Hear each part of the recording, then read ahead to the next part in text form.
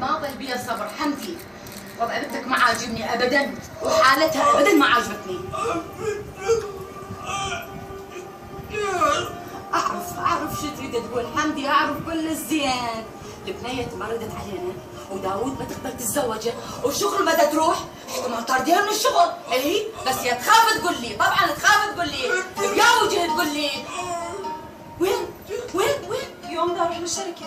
يا شركة عيوني وهسه؟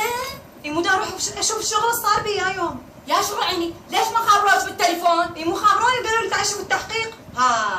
إلا هسه ترحين مو؟ يمو شنو انا صغيرة؟ لا مو صغيرة حبيبتي، بس ما تطلعين.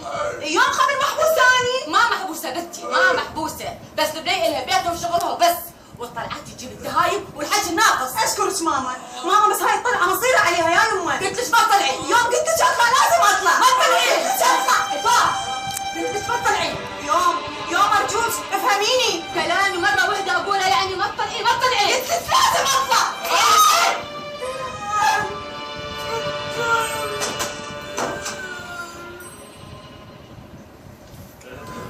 عفوا مرحبا. أهلا وسهلا. عفوا اني جاي على استاذ رياض. تفضل استاذ، تفضل استريح. شكرا، اشكرك جدا. تفضل عيني، أقدر أساعدك بشيء؟ يعني العفو اني بس اخذ انفاسي. يعني انا جاي على استاذ رياض واسف ما قدمت نفسي.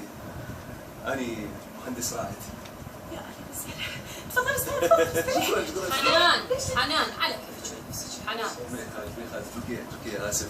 طبعا انا ما اقدر اقعد لان عندي مشاوير عديده فان شاء الله امر. بس اعطوا خبر استاذ رياض قولوا انه انا جيت سالت عليه. مع السلامه.